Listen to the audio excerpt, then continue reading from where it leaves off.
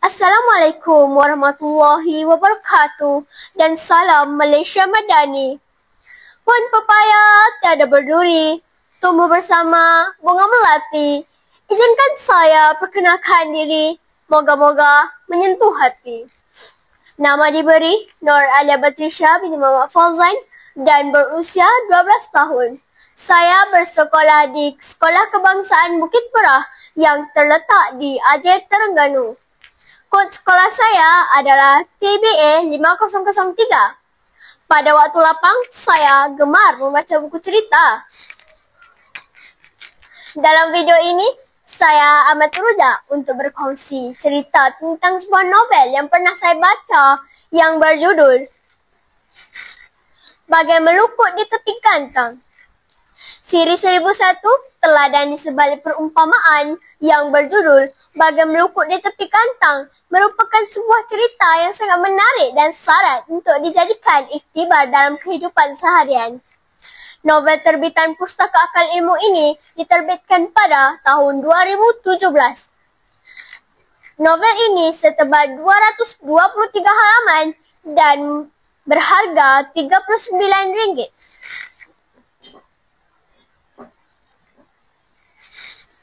Bayangkan, kita berada dalam sebuah dunia di mana penuh dengan kesempitan.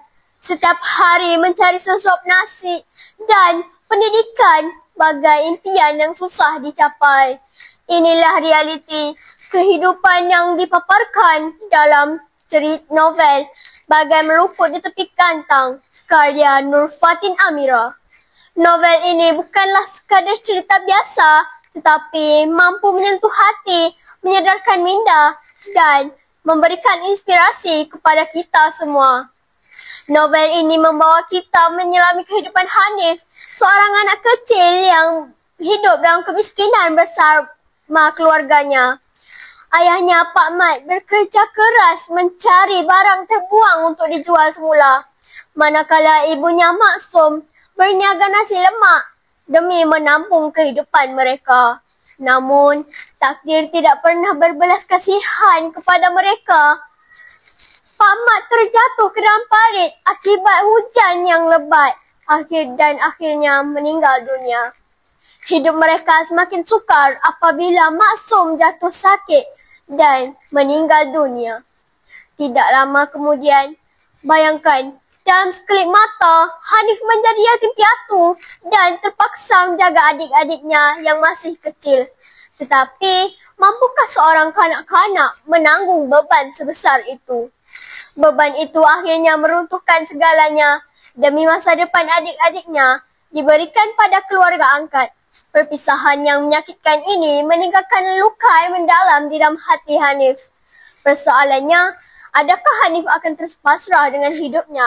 Ataupun adakah dia akan bangkit untuk mengubah hidupnya? Antara persoalan yang dikupas ialah bagaimana seseorang boleh kekal kuat meskipun dihimpit kemiskinan. Melalui watak Hanif, kita belajar bahawa kemiskinan bukanlah alasan untuk berputus asa.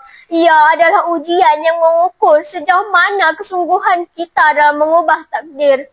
Antara keistimewaan buku ini adalah pertama sekali, emosi yang menyentuh jiwa. Setiap babak dalam novel ini mampu membuat kita pembaca merasa perihnya penderitaan Hanif. Dari kehilangan ibu bapa sehingga perpisahan dengan adik-adiknya, kita dibawa merasai setiap emosi yang menyentap hati. Novel ini memaparkan nilai murni yang tinggi serta mengajarkan kita tentang kasih sayang, tanggungjawab dan pengorbanan.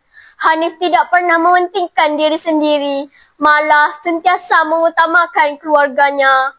Selain itu, keistimewaan novel Bagai Melukut di Tepi Kantang juga mempunyai gaya bahasa yang indah dan menarik. Buktinya, penulis menggunakan bahasa yang mudah tetapi penuh makna. Setiap dialog dan peristiwa terasa hidup dan dekat dengan realiti masyarakat kita. Sehubungan itu, novel ini mengajar kita bahawa pertama sekali, kecekalan adalah kunci kejayaan. Yang kedua, kesusahan keluarga lebih bernilai daripada harta. Yang ketiga, rezeki itu milik Allah. Kesimpulannya, bagai meluput di tepi gantang bukanlah sekadar cerita biasa, tetapi satu cerminan realiti kehidupan. Ia membuatkan kita menghargai apa yang kita miliki hari ini. Keluarga, pendidikan dan keselesaan. Kisah ini mengajar kita untuk tidak berputus asa walau seberat mana dugaan akan datang. Jadi, adakah kita hanya mahu menjadi bagai meluput di tepi gantang atau kita mahu bangkit dan menciptakan masa yang lebih baik? Saya tinggalkan anda dengan satu persoalan. Jika Hanif berjuang dalam kemiskinan, mengapa kita yang serba cukup ini masih merungut? Sekian, terima kasih.